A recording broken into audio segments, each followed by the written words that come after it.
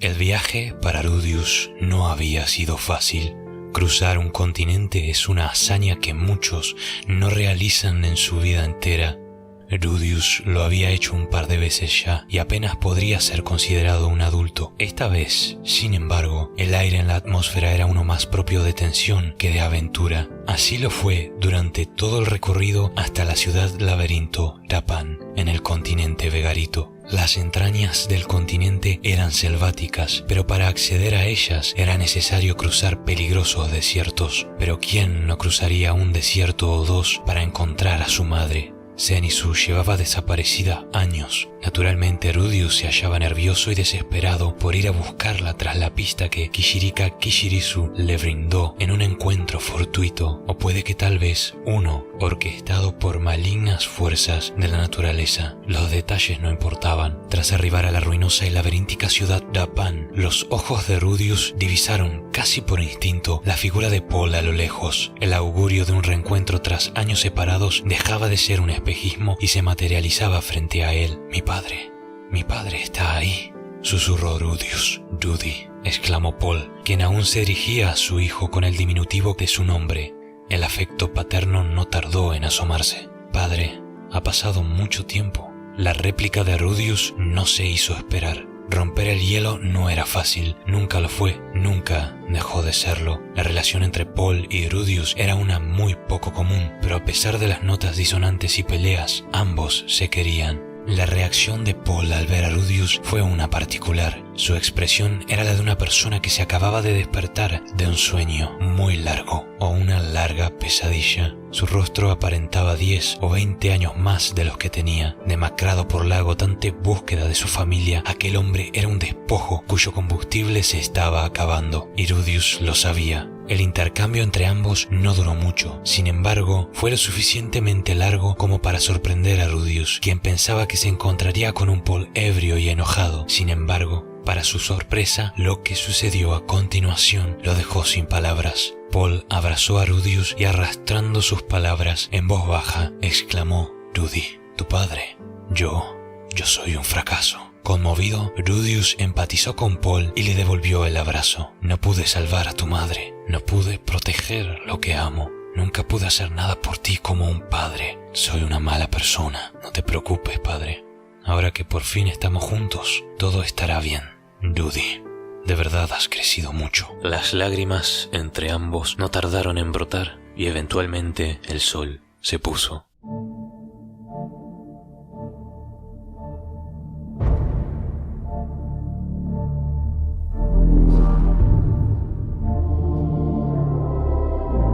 La party estaba lista, el día había llegado. Los 5 héroes que arriesgarían todo para salvar a Zenitsu hicieron las paces con el pasado. Después de todo, un hombre muerto no puede perdonar nada. Talhand, el refuerzo y tanque, Erin Araizu, otro tanque, Gisu, el responsable del mapa, Paul, otro refuerzo de ataque, y Rudius, el atacante principal y curandero. Todos ellos emprendieron rumbo a la entrada del laberinto con determinación. Era todo o nada. Ellos lo sabían. Rudius, sin embargo, debía salvar a 2 personas. Por un lado, Zenitsu, y por otro, a Roxy. La Migurt que amaba se encontraba perdida en el laberinto debido a una expedición anterior. Había mucho que perder, pero contaban con un consuelo. Rudius poseía un libro que documentaba características del laberinto y les haría la cruzada un poco más fácil. No tardaron mucho en hallarse frente a las puertas del laberinto de teletransportación de rango S, un monstruo jamás vencido que se cobró cientos de vidas. El primer paso fue el más difícil. Adentrarse en él se asemejaba más a caminar hacia la boca de una bestia, y para salvar a Zenitsu y Roxy debían bajar por esa garganta de roca hasta las entrañas de la fiera. La comparación con un ser vivo no estaba muy errada. Los laberintos son ecosistemas mágicos autosostenibles y en sus adentros dan a luz a criaturas constantemente. Una atrocidad del mana. Era hora de bajar. El descenso, sin embargo, ameritaba precaución. Un paso en falso y podrías terminar pisando una trampa, y con ello aparecer en otro lugar del laberinto, perdido y probablemente bienvenido por una emboscada. Cada paso era una apuesta con la muerte misma. Poco a poco el descenso fue progresando. La cooperación y coordinación fue vital, sin embargo. Rudius y su inmensa fuente de mana fue un as bajo la manga, pero cada metro que cubrían resultaba en un impacto sobre la atmósfera que se respiraba entre los camaradas. La seriedad se iba asentando sobre sus rostros y el temor de llegar demasiado tarde amenazaba con sabotear la expedición.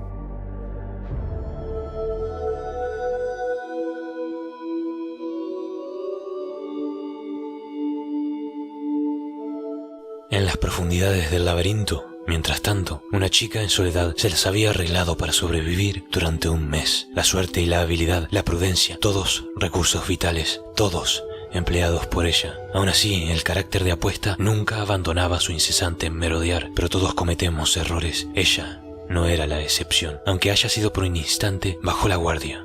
De un momento a otro se vio rodeada de gigantes arañas monstruosas salidas del infierno mismo. Los desesperados intentos de la chica le ganaron unos segundos, pero no pudo evitar que sus gruesas hebras de telaraña la envolvieran con rapidez. En un pestañeo yacía presa indefensa de los monstruos y, segundos después, se preparó para morir y cerró los ojos.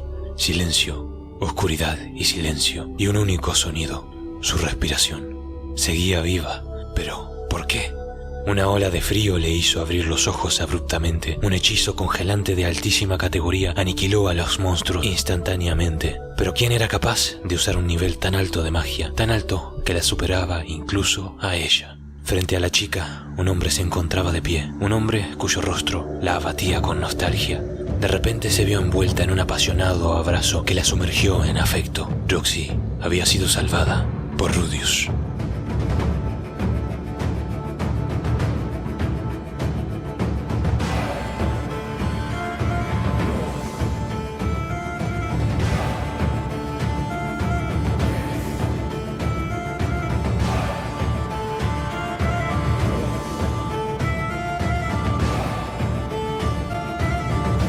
Una de cal y otra de arena. La alegría del reencuentro fue intensa, pero debía ser corta. Tras ponerse al día, fijaron sus ojos sobre el cuarto piso, un tramo más cerca del infierno. Pero ahora tenían una preocupación menos y una ayuda más: el apoyo de Roxy Migurdia en la retaguardia. Y sin embargo, en medio de una misión endiablada, algo más comenzaba a florecer. El amor entre Rudius y Roxy comenzaba a crecer a través de los pequeños gestos y miradas furtivas. Tras lidiar con el cuarto piso, se enfrentaron al quinto, al sexto. Feroces batallas truncaban su progreso, pero se aseguraban de dormir y comer. El tiempo se doblaba sobre sí mismo. Nadie sabía con exactitud cuántos días habían transcurrido, pero el tiempo apremia. Zenitsu estaba en algún lugar y cada segundo se balanceaba sobre su cabeza como una guillotina incesante. Eventualmente se toparon con un brillante círculo de teletransportación. El enigma que lo ocultaba había sido resuelto por Rudius. Las alabanzas acariciaron su corazón. «Ese es mi hijo», exclamó Paul. Todo iba de maravilla, era un sueño, pero los sueños tienen la mala costumbre de echarse a perder cuando no estás mirando. Se adentraron al círculo, pero este lucía diferente, resplandecía con un brillo rojo, rojo como la sangre.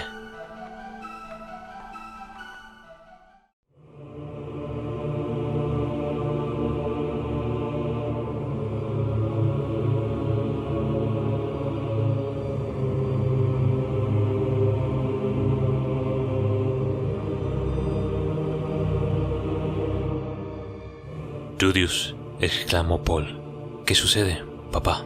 Sé que es malo que diga algo como esto en un momento semejante, pero entonces no lo digas. Tienes razón, lo siento». Rudius, un sujeto con cultura de novelas visuales, sintió aquello como un mal augurio, una death flag. Esa fue la razón detrás de la interrupción, pero pronto entendería que este es el mundo real, a pesar de ser uno diferente al anterior. La superstición es el calmante de los necios y frente a la muerte poco importa. Siguieron caminando. Frente a ellos, un gran salón. Los nervios eran palpables.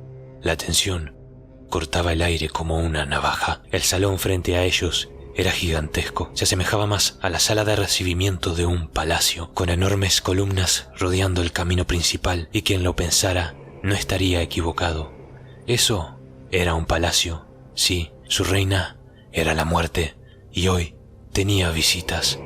Al final del gran salón, la reina del laberinto los miraba. Era el doble de grande que un feroz dragón rojo. Su cuerpo era adornado por brillantes escamas verde esmeralda. Coronando al dracónico cuerpo se alzaban 9 cabezas babeantes, una hidra. Nadie había visto una jamás, y tras ella, encerrada en un gigantesco cristal mágico, una mujer inmóvil, de cabellos rubios, una madre, una esposa, Zenitsu Greyrat. Ante la imagen de Zenitsu, la exasperación toma el control de los aventureros, quienes rápidamente toman sus posiciones y se lanzan al ataque.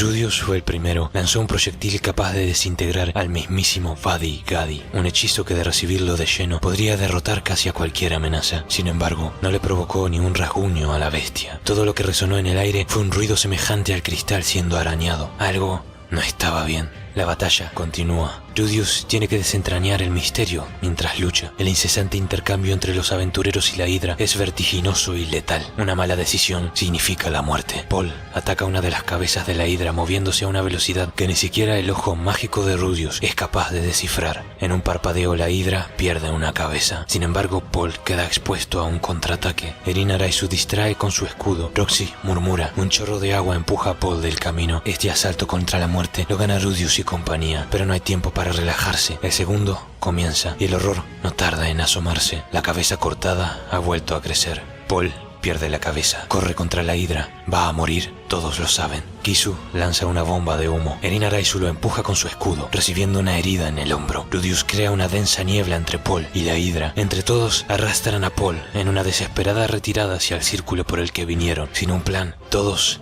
iban a morir. Con más calma, fuera del salón de la Hidra, Roxy cura el destrozado hombro de Erin Araizu. Solo un roce de las escamas casi la descuartiza. Todos comienzan a recobrar el aliento. Todos, menos Paul. Una sed de sangre emanaba de él. Sus ojos enloquecidos miraban el portal rojo de acceso a la Hidra. «Papá», exclamó Rudius.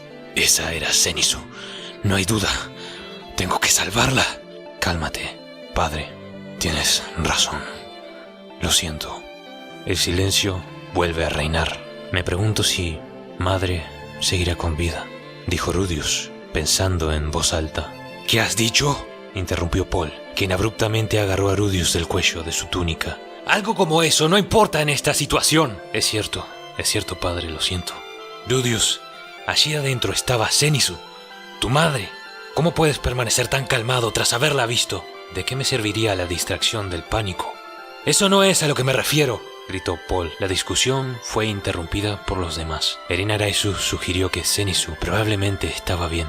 Con ello, Paul recobró un poco la compostura con esas palabras. Rudius se mantuvo sereno. No quería repetir aquella pelea con su padre. Él ya no era un niño.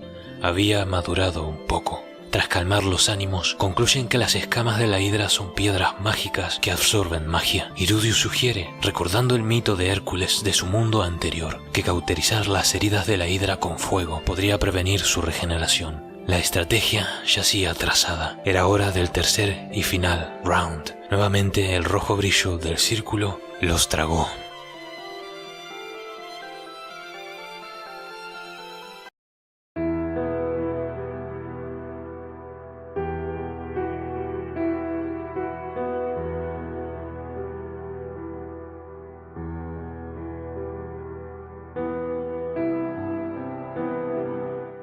Rudy. Paul se dirigió a Rudius, avergonzado.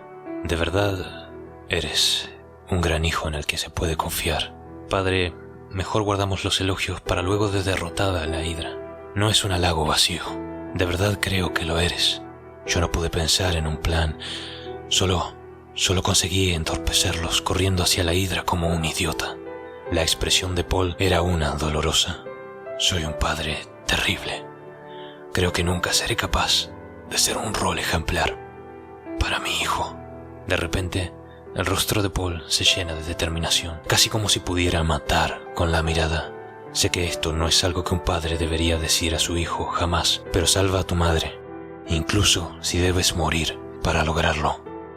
Rudius responde inmediatamente con un sí. Rudius no cree que Paul haya dicho algo malo. Él entiende que Paul está confiando en él como un igual. Las tribulaciones a lo largo del camino fortalecieron su relación. Ambos podían confiar en el otro. Ahora se dirigían al círculo como verdaderos padre e hijo.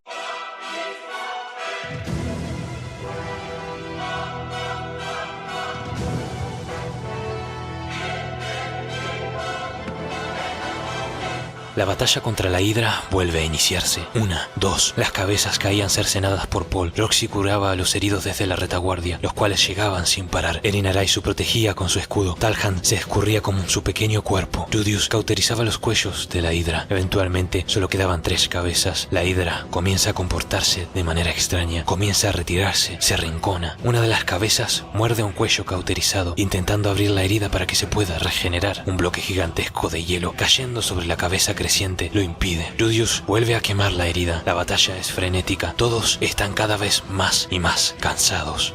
La hidra emplea un nuevo truco, aliento de fuego. Hechizos de agua detienen a duras penas el ataque. 2 cabezas más caen al piso. Solo resta cortar la principal. La victoria está al alcance. De repente, la hidra se abalanza en un movimiento inesperado. Rudius no puede evitarlo, no puede predecirlo. No entiende qué sucede. Es demasiado tarde. Alguien grita su nombre. Rudius vuela hacia un lado. Si no lo hubiesen empujado, hubiese muerto. La cabeza de la hidra ahora estaba próxima a Rudius. La misma se dirige hacia él. Está demasiado cerca. En un reflejo, Rudius extiende su brazo izquierdo hacia uno de los ojos de la hidra, quien cierra sus párpados como una guillotina. Un dolor ardiente se extiende por el brazo de Rudius, quien emite un proyectil desde dentro de una de las cavidades oculares del monstruo. Su cabeza explota. Rudius grita a Roxy que la cauterice. Ella desesperadamente lanza un hechizo de fuego. La hidra se desploma. La bestia ha sido derrotada. Un hito histórico ha acontecido frente a sus propios ojos.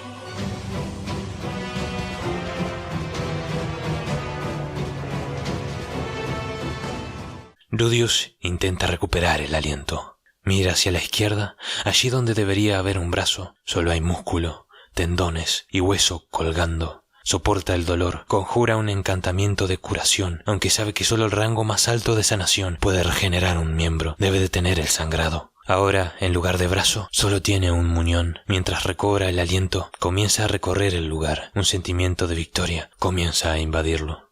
«Padre, si no me hubieses empujado, estaría muerto.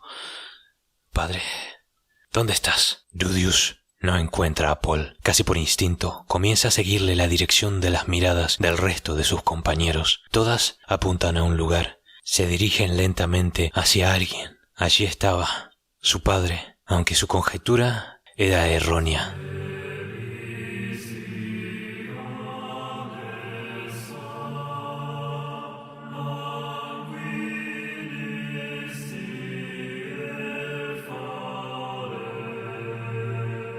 Lo que allí se encontraba solo era una mitad de aquel hombre llamado Paul.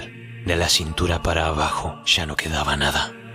Rudius se ve azotado súbitamente por un huracán de sentimientos negativos, de preguntas, de tristezas y soledad, de culpa y remordimiento, de desesperación. Sus ojos se encuentran con los de su padre. Paul lo mira por un instante y con el resto de las fuerzas que le quedan sonríe débilmente, dibujando una expresión de alivio al ver que su hijo seguía con vida. Y luego Paul murió.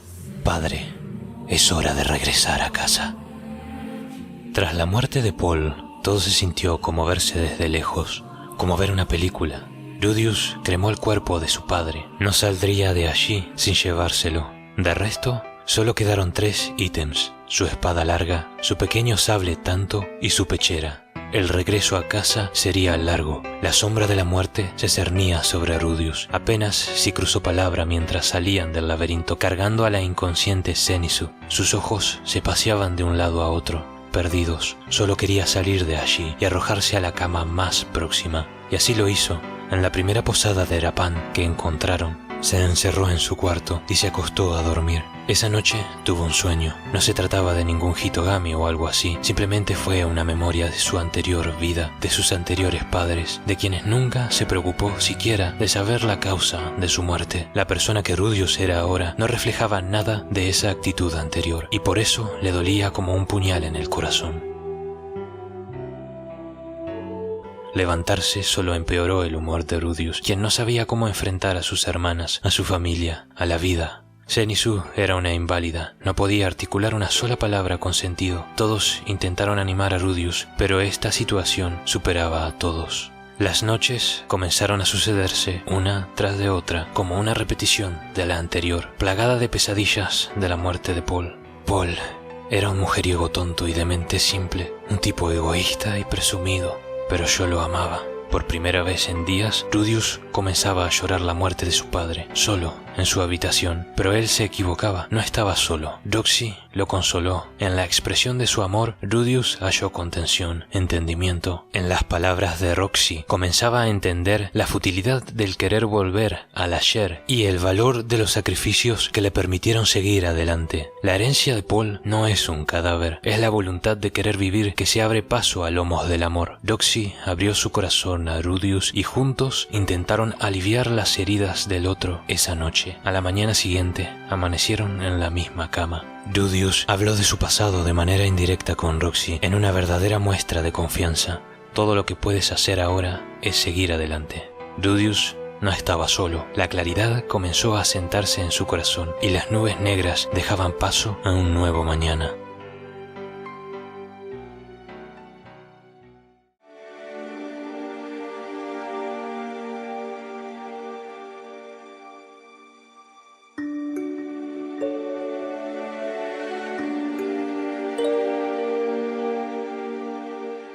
Volver a Sharia no fue fácil. Entrar por el portal de su casa no fue fácil. Ver a Norn desvanecerse en llantos tras entregarle la espada de Paul o contemplar los torpes intentos de Aisha por contener sus lágrimas era demoledor. Pero Rudius se mantuvo firme. Ahora era cabeza de la familia Greyrat. Él era el soporte, el pilar. El sacrificio de Paul le enseñó varias cosas. Muchas de ellas las continuaría aprendiendo en esta reflexión recurrente de la figura de Paul en su mente. A lo largo de su travesía y de las muchas batallas que quedaban por delante, Rudius consultaría a Paul en su corazón. Él ahora debía de ser un padre también.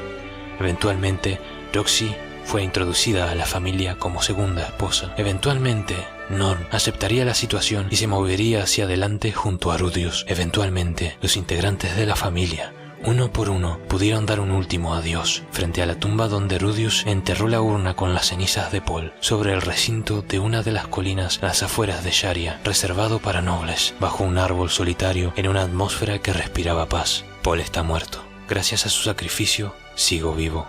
Si no fuera por él, yo no hubiese podido sostener a mi hija en brazos.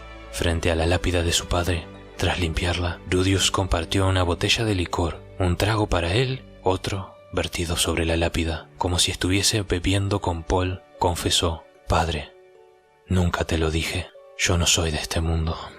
Lo cierto es que tengo memorias de una vida anterior. Ayer nació mi primera hija, Lucy, tu nieta. Ahora que soy padre, finalmente lo entiendo. Yo era inmaduro, un tonto pretendiendo ser un adulto. Sé que cometeré errores en el futuro, pero te prometo que voy a dar lo mejor de mí, padre». Rudius cerró la botella de alcohol y la colocó al lado de la lápida. «La próxima vez traeré a toda la familia junta», y exclamó, esta vez para sí mismo, mientras se alejaba de la tumba: «Juro que seguiré ofreciéndole lo mejor de mí a la vida. Continuaré viviendo de manera que la próxima vez que muera no me arrepienta de nada». Tras ello, la puesta de sol comenzó a dar paso a la noche. Con solemnidad, Rudius volvería en cuantiosas ocasiones a contarle sus vivencias a la tumba de Paul. Hablaría con su padre de muchas cosas. Le presentaría a los nietos que nunca pudo conocer. Y eventualmente también, Rudius entendería que su padre estaría orgulloso de la vida que llevó hasta el final de sus días como Rudius Greyrat.